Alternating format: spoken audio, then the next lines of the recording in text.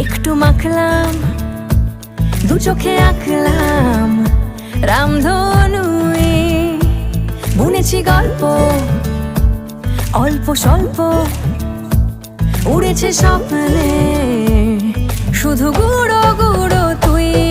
আমি সোনার কাঠি ছুঁই নাকি রূপ কাঠি ছুঁই, আমি জানি না কিছুই কাকে ছুঁই।